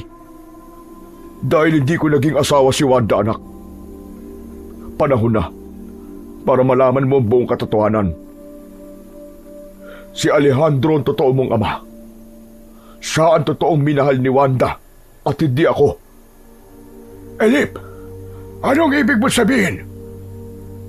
Wala kaming relasyon ni Wanda. Si Alejandro talaga naging asawa niya. Biniyayaan sila ng 2 anak. Sina Mando at Lita. Kinailangan namin silang paghiwalayin upang hindi sila parehong masaktan ni Hator. Yun ay nang matuklasan naming 3 na si Lita ang magiging sunod na alay para sa Supremo. Huli na malaman naming 3 na ang mismong kaibigan namin na si Hator ang Supremong tinutukoy ni Alejandro sa kanyang mga pangitain. Kaya lahat ay nakaplano ayon sa kanyang panaginip. Pero nalaman pa rin ni Hator ang pagiging alay ni Lita. Lahat ng mga nangyayari ay nabanggit na ni Alejandro bago siya namatay. Sinungaling! Huwag kayong gumawa ng kwento! Tumulong lang ako sa mga kaibigan ko. Ang pagkakamali ko lang, pinagkaisaan ka naming 3. Dahil ikaw lang naman ang nagsanlalang kaluluwa sa demonyo, alang-alang sa kasakiman, sa kapangyarihan. Hindi maaari. Hindi totoo yan! Pero nakabawi ka na. Dahil pinagbayaran na nila ng buhay. Ang ginawa mo, pinatay mo sila, hindi ba? Kung siya ang pumatay sa aking mga magulang at ngayon, pakakasal siya sa aking kapatid na si Lita, hindi ako makakapayag. Ako mismo ang papatay sa kanya. Hindi ko na napigilan ang aking sarili. Sumugod ako sa pinuno ng mga aswang gamit ang aking matalas na itak. Tinaga ko siya. Ngunit mabilis niyang naiwasan yon. Gumanti siya sa akin ng suntok at tumama yon sa aking dibdib. Ngunit mabilis akong nakaikot at siniko ko siya sa kanyang muka. Habang sina Pino naman at tatay ay sabay-sabay na rin na sumugod sa kinaroroonan ni Hator. Ngunit tinamaan sila ng kalmot nito sa dibdib. Lumiwanag ng malakas ang mga mata ni Hator. Nasilaw kaming lahat. Apo! Ang singsing! Buhusan mo ng bertud ng katas ng bawang! Bilisan mo! Inihagis sa akin ni Lolo Castor ang bote na naglalaman ng bertud ng katas ng bawang. Saka mabilis na ibinuhos yun sa akin suot na singsing. Maging ang aking itak, binuhusan ko rin. Sumiklab ang malakas na liwanag mula sa singsing. Kaya naman, si Hator naman ang nasilaw. Ito na ang magiging katapusan mo! Hayop ka! Malakas kong sigaw habang tumatakbo pasugod kay Hator. Kitang-kita ko ang liwanag sa aking kamao nang isuntok ko yun sa dibdib ni Hator. Yumanig ang katawan niya. Sinundan ko yun ng malakas na pagtaga sa kanyang balikat. Umusok ang kanyang sugat. Napahiga siya sa lamesa at doon, walang awa ko siyang tinadtad ng taga. Kinatay ko ang pinuno ng mga aswang sa harapan ng mga tao. Sa huling pagsaksak ko sa kanyang dibdib, sumabog ang liwanag mula sa akin singsing. Kasunod ng paglagablab ng katawan ni Hator. Nanginginig ang aking katawan sa labis na galit hanggang sa pumatak ang aking luha nang makita ko ang naaabong katawan ni Hator. Naluluwa naman na lumapit sa akin si Rita at mahigpit niya akong niyakap habang tinatawag niya akong kuya. Lahat ng pagod at sama ng aking loob ay nawala nang maramdaman ang pagmamahal ng aking kapatid. Salamat sa Diyos. Hindi niya hinayaan na mapahamak ka, Lita. At pinagtagpo pa rin tayo ng Diyos para magkasama ulit. Hindi ako makapaniwalang may anak si Wanda na panganay. Sa dinami-rami ng taong maihingan ko ng tulong, ikaw pa na sarili kong apo. Kung hindi mo kadugo ang aking anak na si Alejandro, hindi mo magagamit ang pinagsamang kapangyarihan ng bertud at ng singsing. Ngayong natapos na ang paghahari ni Hator, matatahimik na ang ating baryo mula sa mga aswang. Lolo Castor, Chong, baka naman pwedeng manligaw kay Lita. Si Raulo, subukan mo lang at manghihiram ka ng mukha sa aso. Ito naman, hindi na mabiro. Masyado kang high blood eh. Nagtawa ng kaming tatlo dahil sa sinabing yun ni Pino, habang si tatay naman ay hindi makalapit sa akin. Alam ko na nag-aalala siya dahil sa natuklasan kong lihim mula sa aking pagkatao. Tay, huwag niyo po isipin na masama ang loob ko dahil sa mga natuklasan ko. Nagpapasalamat pa nga po ako sa inyo dahil inalagaan niyo po ako mabuti. Tay, maraming salamat po. Hindi ka ba nagagalit sa akin? Hindi po, tay. Dahil alam ko pong minahal niyo po ako ng higit sa totoo niyong anak. Isa pa po, sinalupunin niyo ang galit ni Hator na dapat sana ay para sa aking ama at ina. Nagpapasalamat din ako sa iyo, Elip. Dahil nakiisa ka sa pagtulong mo sa aking apo. Hindi matatawaran ang pagmamahal mo sa iyong mga kaibigan. Naluluwang napayakap si tatay sa akin at kay Lolo Castor, habang ang taong bayan naman ay sobrang nagpasalamat sa amin dahil sa pagkakaligtas namin sa kanilang anak na nakakulong sa tribo ni Hator. Nang araw na yon ay umalis kaming magkakasama. Kahit lumipas na ang mahabang taon, ay sariwa pa rin sa aking alaala ang tagpong yon sa aking buhay, kung saan nakipaglaban ako sa pinuno ng mga aswang na mangingilaw. Sa ngayon po, tuluyan nang naubos ang kanilang lahi. Wala nang nailathala sa libro ng tungkol sa kanilang paghahasik ng lagim. Masaya na rin po akong namumuhay kasama ang aking pamilya. Si tatay naman po ay matagal nang pumanaw dahil sa kanyang katandaan. Samantalang sina Pino at Lita, himala po. Sila pa po talaga ang nagkatuluyan. At ngayong kaarawan ko ay nakatakda silang bumisita sa akin. Sa ngayon, habang inilalahad ko ang aking kwento, hindi ko maiwasan ang hindi mapangiti habang hawak ko ang singsing ng sinaunang supremo ng mga aswang. Dahil binigyan niya ako ng pagkakataong makasama ang aking kapatid at mabuting kaibigan. Hanggang dito na lamang po ang aking kwento.